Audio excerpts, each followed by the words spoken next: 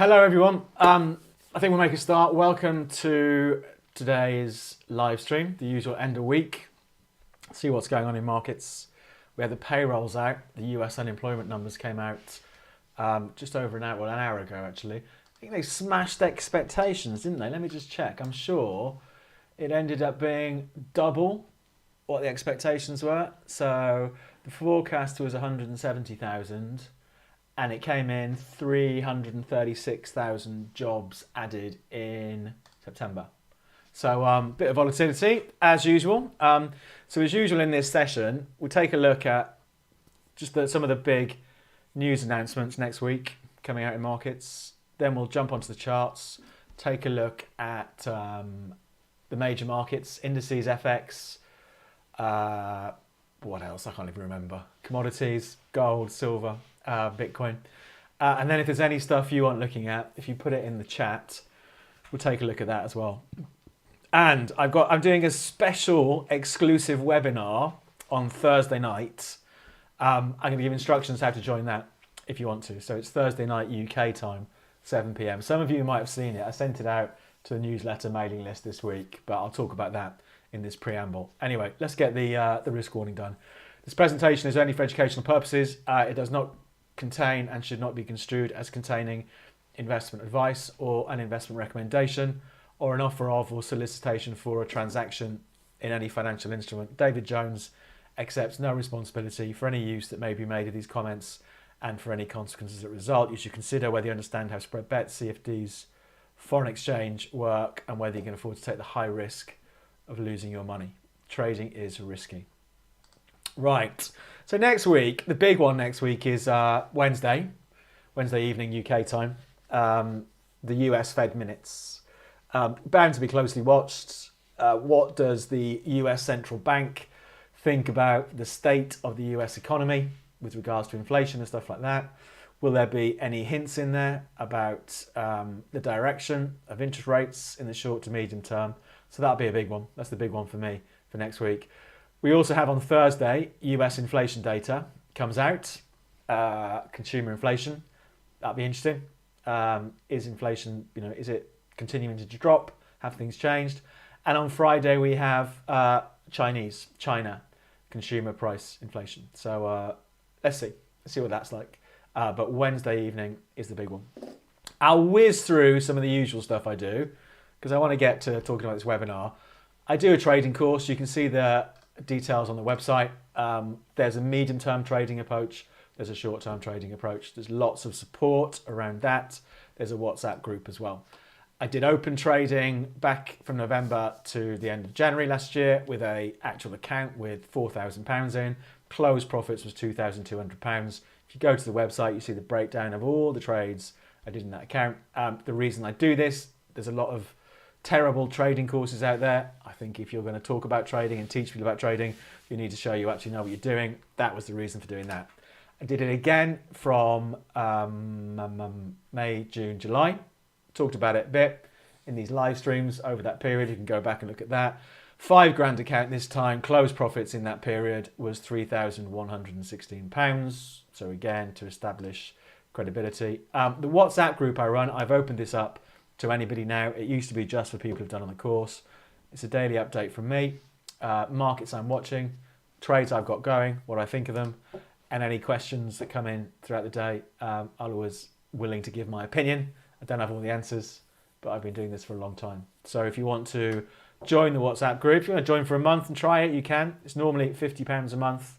If you use the code YouTube, you get 20% off the first month. So you can try it and see what you think of it. So it's like this, but every day, direct from me, and any questions, you can just put them direct to me in the WhatsApp group.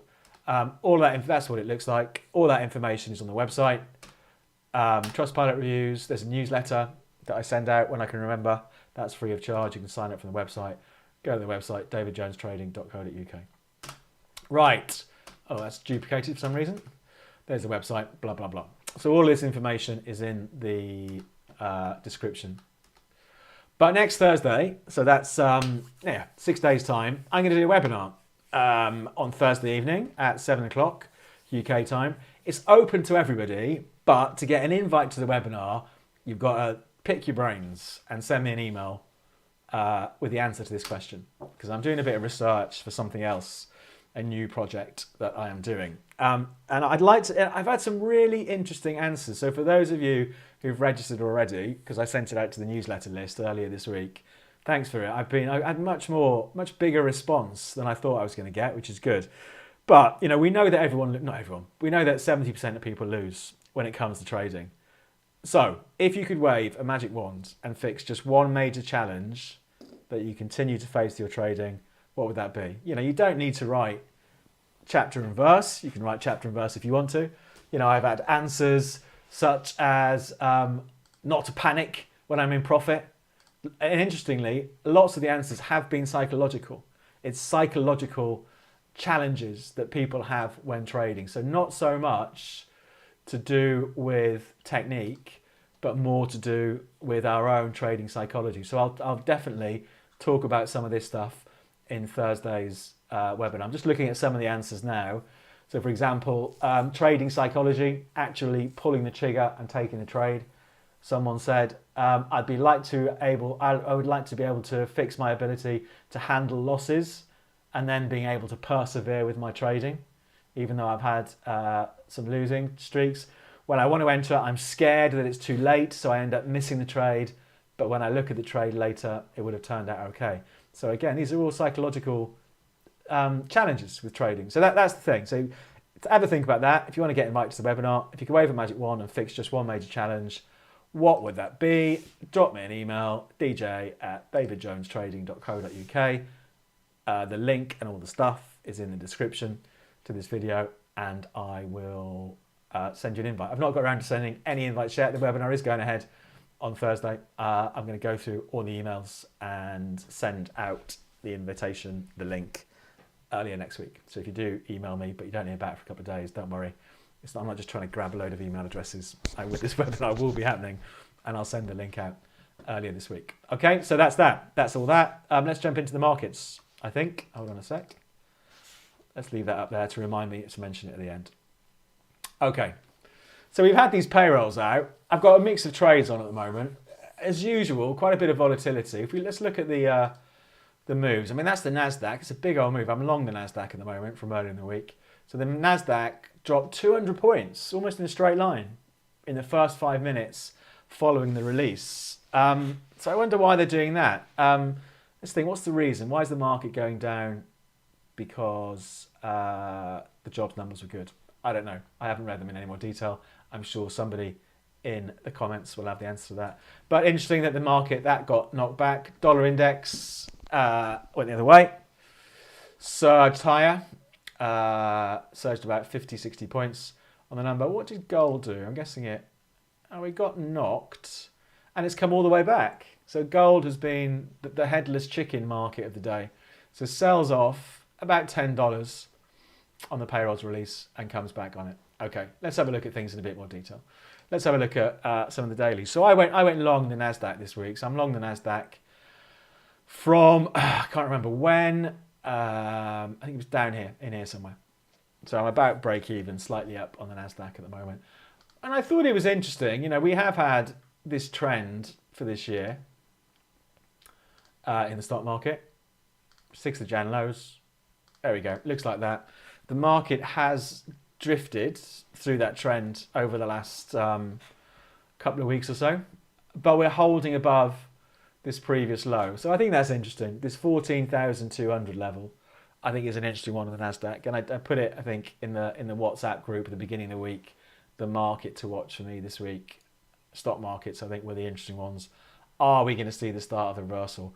I suppose I'd say at the moment, it's still a bit inconclusive, isn't it? So, but I still think they're interesting going into next week. But it has been a bit sideways over the last week. S&P hasn't been holding as strongly. The S&P on Wednesday, did drift to a new low for the last few months.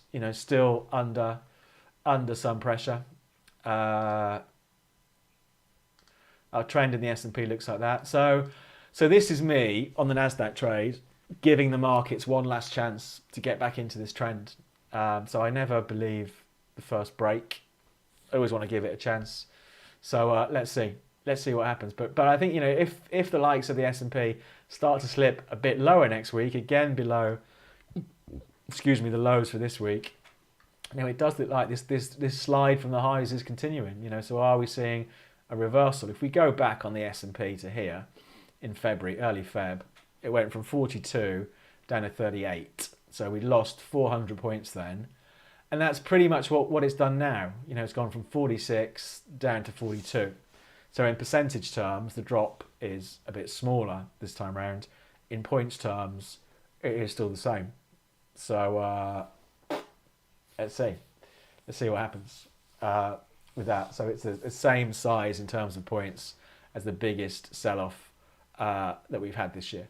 So I think they're interesting markets still to watch. I think it's still a bit tricky out there. I'll talk about the trades I've got on. I've got a few trades on at the moment. Long Nasdaq is one of them. Let's see. So for me on the Nasdaq, it is all about these lows, 14.2 to 14.4. What's it look? And you can see, we had these lows in a week last Wednesday, came back to them this Wednesday. I bought on Wednesday. We had a run away, 300-point run, not back again. Do these lows hold this afternoon? Let's see what happens. But it could be interesting. So that's that. Let's take a look at some of the other stock markets.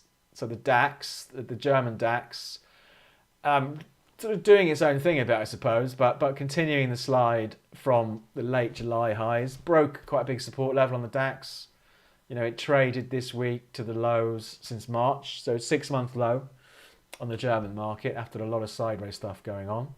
I'd probably rather sell a rally in the DAX if we got a bit of a rally back to 15,500. Perhaps that is a selling opportunity. Let's see. So that's the DAX. I'm a bit on the fence on the DAX. FTSE, I think I said last week I was going to short this last week, but I didn't. It would have worked well, but I didn't do it, so who cares? But for the year, FTSE has been pretty much broadly sideways. So there's not a lot for me in the FTSE. Sideways range. I suppose we maybe over the last couple of days we've seen these old lows from early September at 73.70 be support, but again, not a lot for me in the FTSE. The Italy one, we talked about that a bit in the WhatsApp group. The Italian 40 index has been interesting. Bang, bang, bang. Nice trend. I'd be tempted to be a buyer of that. Again, give the trend one last go. So that might be an interesting European index to watch next week. See if that 26,850 level continues to hold. Let's see. And the Japanese index, so the Nikkei, we've been in this big trend for all of this year, accelerated away from the trend into June, all a bit sideways since then, and has been breaking down over the last few weeks, few days. I'm not sure what I would do with that. I'd be tempted to be a buyer, but it's all a bit scrappy, so not one for me at the moment. We are still in this big trend, technically, that we've been in all year, but we haven't seen a new high for that trend since June. So it's been 3.5 months since we saw that trend make a new high. So bit of a mixed picture for stock markets. I'm in the Nasdaq trade. I'm wondering, are these lows going to hold? So still an interesting market for me to watch next week. Dollar index, I'm in that trade as well from the breakout back here. I've been traded at various points on the way up, the dollar index. I do like this market. It's the dollar against a basket of different currencies. The euro has the biggest percentage in the basket, but then there's a whole, is it 9 currencies? I can never remember. I don't really care. But it is the dollar blended against a bunch of currencies. So trend is up. For me, I'm still long. Very overbought. If you look at the squiggle, the RSI, it's been pretty much overbought since August. So 2.5 months it's been overbought. Lo and behold, the market continues to go up, defying the RSI. Who'd have thought it? Perhaps there's a chance that oscillators are not very useful to our trading. But interesting, the trend is up. Let's see how today finishes. We've broken some big levels. Earlier this week, Tuesday, it traded to its best level since about November last year. So 10-month highs this week. Trend is up, a bit volatile. There's the trend on the hourlies. Lovely trend. If I was a buyer now, I'd probably want my stop at least the other side of 106, if not a bit further. But on the daily chart, that still looks okay to me. So let's see how it works out. I don't pay that much attention to the likes of the euro against the dollar and pound against the dollar at the moment. But it has been interesting. You know, the euro, I thought the euro was going to turn around long before here. Well, not long before here, but I thought it would have turned around by now. But, you know, just this week, because of that dollar strength, we've seen the euro drop to its lowest since December of last year. So lows for the year, briefly for the euro. Got a definite downtrend on the dailies, you know, so which is obviously it's basically the flip side or the flip of that dollar trend. So I would still sell rallies on euro US dollar. It got slammed, didn't it? Got slammed on the non-farm payroll. So I'd still be tempted to sell rallies on that. Interesting to see what happens next week. If we get a recovery, does it start to struggle? This 106 area again. The sellers come back in. Let's see what happens with that. Let's have a look at the pound. You know, same with the pound. The pound this week slipped to its lowest levels since March. So a 6-month plus low on the pound. Trend still down. These are oversold, these markets, you know, because obviously they've been really clobbered by the dollar over the last 6 weeks or so. So, you know, absolutely, I don't rule out some sort of sharp rally. Can always happen. But for now, I'd still be tempted to be a seller of the rally. So that's it. Dollar strength. Will it continue into next week? Let's see. The other thing, I'm in the New Zealand dollar trade. I don't know how that's done. It's been a bit choppy. I thought I did a trade on this week. At the moment, I'm probably still I'm slightly in profit still on that one. I thought it was interesting on the dailies. I did have a very good reason for doing this trade. I've just completely forgotten what it was. I think it was more of a trade on the hourlies. Yeah, I can't remember. I think I was looking at it. That was it. I was looking at it when it was like that. And we had this uptrend in the New Zealand dollar against the US dollar since September. So going slightly different to other markets, which I thought was interesting. It hit a new high for that trend last Friday, this time last week. And then it got clobbered. And I bought it thinking, has it been too clobbered? So I bought it in here somewhere, put a stop loss at the side of 58.70, maybe even further. And just thought, let's just sit with it and see, does it claw its way back up? So I rarely look at that. But I did see it this week and thought, well, maybe that's an interesting market. That is something that is actually strengthening against the US dollar rather than the dollar being all conquering.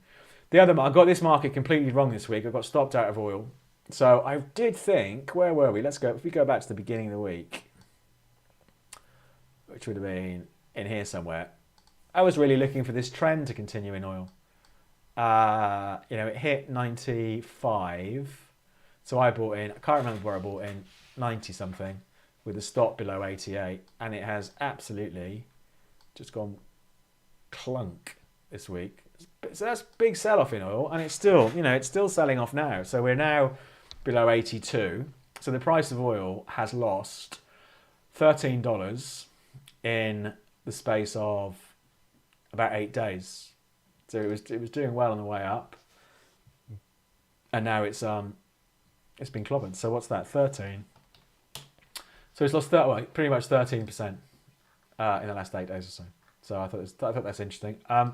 I would be tempted to still be. So I'm not short. So I feel I maybe missed the short. I would be tempted to be watching for a bit of stability next week and see if the buyers come back in. Let's see. It is on the old squiggle. It's oversold on the RSI. Just got oversold the last day or two. Last time it was oversold was down here, then back in March. So it's only the third time this year it's gone oversold. Not surprising given the size of the move. So let's see what happens. I think 80 was the level I was watching. Hang on. From sort of in here somewhere, or 81, whatever it is, 80. But 78 is the big level, which you should be able to see on the dailies, I think. Yeah, down here. The lows from late August. That's where I nearly got stopped out. Oil was a big winner for me in the first couple of weeks of September. I did nearly get stopped out here, but caught a chunk of the move to here. Let's see what happens down here. So that's an interesting market to watch. So not a lot for me to do at the moment, but interesting, I think, for next week. Now, brace yourselves. It is the return of natural gas. Are the good times going to roll again for natural gas? This is a market that I have... okay, that. This is a market that I have broadly ignored over the last few weeks, couple of months, because we've been stuck in this sideways range. So it's been boring for me. So bang, bang, bang, sideways range. Did come down to the bottom of the range in September, and we've had a rally off the range, and lo and behold, it's broken out the top. So is this the start of the great march higher back to $10 for natural gas? It's perhaps a bit premature to be talking about that, but I think it's interesting. You know, a level that has held this market down, $3 give or take. We've seen a fairly decisive move through it the last couple of weeks, the last couple of days. Sorry, I've not done anything with it. I would rather wait to see what happens next week. You know, do we get? I'd want to see a pullback. How does that pullback? Does it just dump right back into the range, or do we see some buyers come in? So yeah, but interesting, really interesting market the last couple of days. So another one for me to watch next week. What else are we going to look at? So if we look at, what's the bund done? I've got a trade on the bund. Did we have a quick look at that? That's done all right. I'm short the bund, European bond. Let's see how that does. Big downtrend on that over time. Gold is still edging a bit lower, isn't it? It's slowed. It fell off a cliff a bit end of September. And it's just, you can see the size of the candles, you know, they're only little relative to the ranges we have had, but it is just still edging lower. I think this is the dailies. I think it'd be interesting what happens around about 1800 on gold. But yeah, I'm not in a hurry to buy it. But interesting to see next week. Silver, I was going to buy this today. I might still buy this. I thought this is interesting.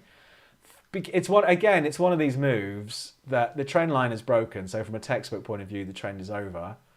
But from my point of view, I want to give it maybe a second chance. And I thought it was interesting, you know, up until maybe a week or so ago, silver looked pretty textbook. You know, we had the highs from September, that's the highs, the trend from September last year, bang, bang, bang. All looking good, looking for the bounce, and then lo and behold, ba-bang, silver breaks. So I think, you know, an interesting trade, perhaps a bit contrarian to what the price has been doing. Has the price of silver overreacted? And we're going to have a rally back up to maybe 23, 24. I don't know. Nobody knows. But we have these old lows down at $20 from the beginning of March. So I do think it's an interesting one, silver. Yeah. So let's see what happens. But I'm quite tempted to have perhaps a speculative medium-term buy on that and see where it goes from here. Actually, can we do it? Should we do it? I keep forgetting I can place a trade. Let's see if we can do it. How much risk do I need to do for silver? So I want to buy it. Do I want to buy one? Where's my stop loss going to go? So 1990. Can we do 1950? Stop loss, 1950. $342 risk. What's the small? Oh, let's do it. It'd be an interesting trade to do anyway. Okay, let's do that. So I'm going to be a buyer of silver, taking the view it's overreacted a bit. I'm going to put a stop loss the other side of these lows. I think that's an interesting trade. Let's see how it turns out. Have I got enough margin? Yes, I have. There we go. Bought it. Put your money where your mouth is. So yeah, let's see. Let's see how that trade works out. So that's silver. I thought it was interesting. I haven't traded that for a long time. Months and months and months. I thought that was an interesting market to see what happens. What else is interesting? On some of the commodities, orange juice, for fans of, if you're old enough to remember Trading Places, frozen concentrated orange juice, film from the 80s. Breakout. It's been a great trend in OJ, as the Americans would say. We had a great trend since July last year. So July, orange juice was $160 a whatever. Let's say a barrel. I don't know. And here we are at 380. So it's up. What's that up? 320 and 60. I don't know. 2.5 times? No, not quite. 2.3. So it's doubled and a bit more. Interesting market though. Really good trend. Bang, bang, bang. I haven't traded it. I've not been paying too much attention to the medium-term stuff. I need to get back into that. But I thought that was an interesting one. Orange juice, we had a look at that. Put that in the WhatsApp group this morning. So, there we go. And palladium, I think palladium is just down to its lowest since November 2018. I think I've said before, it's a great market on the way up, this one. I did all right out of that one on the way up. Haven't traded it much since then. But it broke down again this week, breaking the lows from September. And here we are at nearly a 5-year low in the price of palladium. So that's come, as you can see, right off the Feb 2022 highs around about 3,400. So more than halved, almost lost 70%, 60%, whatever it is. So for next week, what am I watching? NASDAQ, stock markets, what happens? Does this level hold? Let's see what happens there. Dollar index, because we're in this good trend. So I think it's interesting. Crude oil, because it has been clobbered so much. Let's see what happens. Do we see a bit of support coming in? 78 to 80. Silver, I did the trade now. Let's see how that works out. And that's it really. So there's a lot to watch. Oh, natural gas, of course, and natural gas, because of the breakout. So yeah, quite a lot of interesting things to watch. I must admit, there wasn't much that jumped out at me trading wise the last couple of days. So I haven't done anything since the NASDAQ trade earlier in the week. But you know, still interesting stuff out there. So what we will do now is jump into your questions. But just a quick reminder, if you want to join that webinar, drop me an email, dj@davidjonestrading.co.uk, with your opinion on that question. If you could wave a magic wand and fix just one major challenge that you continue to face through trading, what would that be? What would mine be? Spend less time watching the market and get back more into more medium-term trades, because it's much less like hard work. That would be mine. I think the last year I've done the short-term trading fairly intensively for me, because I wrote the second part to the course last year, so I traded it to show how it all worked, and I've sort of absolutely been sucked back in to the more shorter-term time frame, and it's been fine. But I do prefer still the more medium-term stuff, although the short-term stuff is exciting. So yeah, if you drop me an email and I'll add you to that list, and it'll be next Thursday at 7 p.m. Natural gas is roaring away. Right, let's have a quick look at the questions. So any stuff you want looking at. So lots of jobs mean the Fed is far more likely to keep on raising rates, which is why indices fell. I did think that, but then I thought, doesn't lots of jobs mean the economy is doing okay? So they don't need to raise rates? Or does it mean if lots of people are in work, there's going to be more inflation because people have got money, or they want big pay rises? Who knows? But thank you very much for that. Jobs increase, traders think Fed will have to increase rates. That's from Richard. Last month's revisions also up, but unemployment rate up and average earnings down. Gives a contra view maybe. Okay, thanks for that. As usual, I didn't have a clue. But let's just see how the market reacts. So let's take a look at, someone said the New Zealand dollar against the chuff, the Swiss franc. Why is the New Zealand dollar strong at the moment then? Let's have a look at that. It's a good downtrend, wasn't it? Good downtrend, little uptrend, and down it goes again. Let's just tidy things up here. So we've had the trend this year for the Kiwi against the the Swiss franc, has most definitely been down. Oh, or is it? Is it changing? It's an interesting move there, isn't it? I mean, it has broken out. I would now think about buying the dip in the New Zealand dollar. So I wonder, have we seen a change in sentiment towards the Kiwi against the Swiss franc? And are we going to see more of a recovery for the New Zealand dollar? Let's see what it looks like. So I'd be a buyer. If I was a buyer today, where would I put my stop? I think probably the absolute closest I would put my stop the other side of 54, 53.95, 54. Should we do that trade as well? Let me have a look. Is it a bit early perhaps? Maybe we go a bit lower. Maybe let's give it quite a bit of wiggle. Let's go beyond 54. Let's go 53.50. So I'll buy it. I'm going to have a 100-point stop. But if this thing is going to run higher, I think it's quite an interesting trade. Let's put that one in as well. Hold on. So we're doing New Zealand against the chuff, Swiss franc. Want to be a buyer and roughly a 100-point stop. Let's place that. So if I buy 1,000, what's my risk? So I put the stop loss in. We're going to go 0.5430. No, 5330. 5330. That's £11 risk. We can take a bit more risk than that.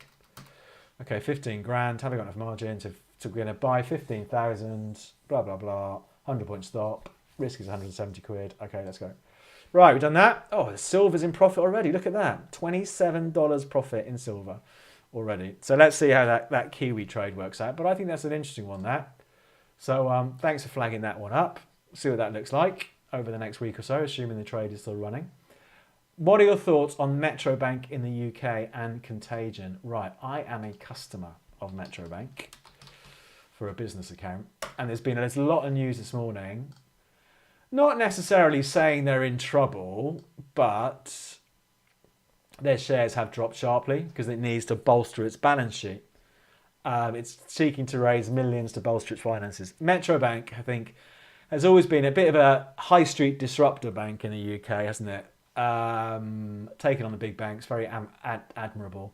There was a similar wobble I can remember back in, I think it was 2019, because I opened another bank account to siphon the money out.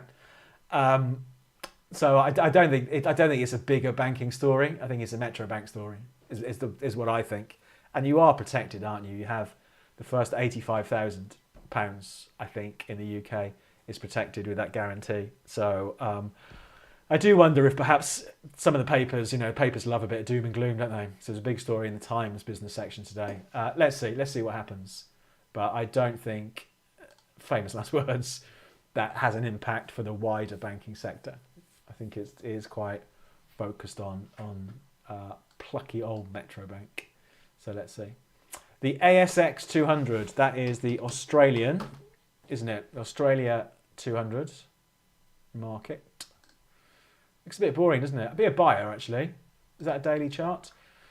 It's interesting. We've definitely looked at this before, haven't we? Because I've got that line on there. So we've got the highs that have been in place for 2 years now.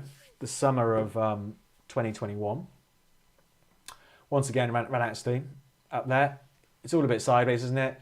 But for me, I would be, if I had to do a trade, I'd be a buyer of the dip on the ASX. Interesting down here. We're down to the lows for the year, around about 68.25. So if I was a buyer, there's an obvious place for a stop if I think the thing is going to run back up near the highs from August. So no trend overall, and all a bit sideways since the last couple of years. But I suppose it is interesting down here. If that's a trade you fancy, it's quite an interesting one. I forgot to do Bitcoin when I was talking about the markets. Didn't do Bitcoin, did we? So have a quick look at that. That did get a bit of a bump this week, didn't it? It's still pretty boring. But I think I've said for a few months, I'd still be a buyer of the dip on Bitcoin. Yeah, that trend has gone. But again, I would give it one last chance. 24,750 has been good support. Not much. It's moved a little bit higher over the last couple of weeks, isn't it? But I would still buy the dip. And only if it broke 24,750 would I think it was really in trouble, this recovery that it's been in all this year. What do you think about Apple? Sell the rally on the hourly. Let's have a look. Apple Inc. What would you do there? It's a tricky one, that, isn't it? We had a trend, didn't we, from Jan to August. It's broken out that trend. It's tried to rally and it slipped a bit lower again. I would sell the rally. The only question is, like you say, where does your stop go? Probably the closest I would have my stop is above 180. That's what I would do. So it's 173 now. If we look on the hourly, what's it look like on the hourly? So it's had a bit of a gap lower open today. Nothing drastic. What's happened with Apple? Don't know. So there's that level on the hourlies. So if we've got a bit of a rally, if a really short term trade, like just for today, I'd be tempted to be a buyer because we have had a little recovery in Apple since last Thursday. So I could be tempted to be a buyer if it stops going down. But this 180 has been a bit of a problem area for a month, hasn't it, for Apple? So let's see what happens. So yeah, interesting one, but perhaps more down than up overall for Apple at the moment. Sugar, I'm in the trade in sugar. I've been in the sugar trade since July, I think it is. So I'm long sugar. I thought it was going to break out the other day. It did have the briefest of looks through those old highs, whenever that was, middle of September, and it's come back. So I'm in the trades. The trend is up. It's a long way from the trend line. I don't know what I would do now. If I really had to do a trade, I'd probably be a buyer with a stop on a 25. So I'm not really sure. But the trend since whenever, it's going back a long way. 2020 is still up in sugar. If you thought, well, actually it's gone too far, you've got an obvious reference point for your stop loss, haven't you? Or I would have. Probably above 28. Yeah, so I'm in the trade. I'm in profit. Don't really have that strong an opinion on it at the moment. Euro Aussie dollar. Have I got that in my lists? Can't see it. Okay. Euro Aussie dollar. I would buy the dip. It's an interesting one, that. So the good trend since August last year, chugging away. So I would be a buyer, and if I was a buyer, the closest I would put my stop is 162-ish. So again, it's a pretty wide stop, but it's a volatile market. It is a daily chart. The thing does move around a bit. Interesting one, that. But I would, for now, I'd still be giving the benefit of the doubt to the trend in whatever it is, Euro Aussie. And I think that's it. I think if we're done, if that's all the questions, I think we're done for the week. We get fewer questions these days. Everyone's just very bored, perhaps, of listening to me talk about markets. But like I say, one for this afternoon. Nasdaq under a bit of pressure now. What happens? Watch these lows. I would be watching these lows the last 10 days. See what goes on there.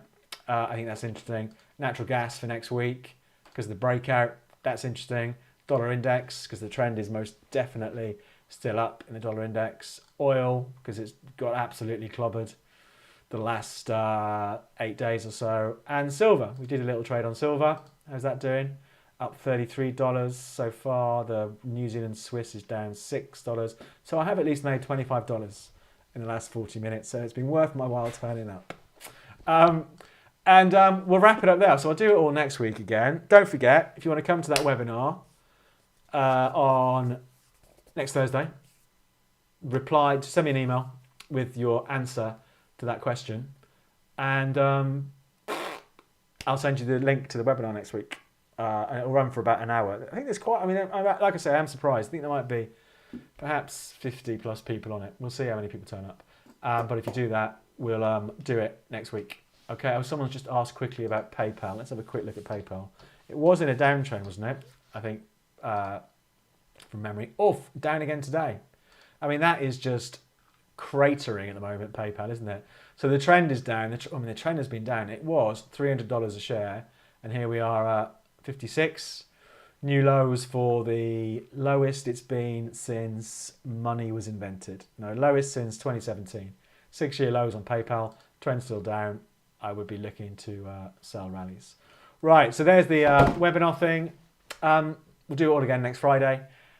Any questions, you can drop me an email if you've got any questions on that as well, on that email. That's my main email. Have a look at the trading course I do. Go to the website. If you want to join the WhatsApp group, you can get 20% discount off the WhatsApp group. I think everything's covered. We'll wrap things up there. Good luck with your trading over the next week. Lots to watch, I think, and maybe see you Thursday night if you're around. Okay, enjoy the weekend. Thanks very much.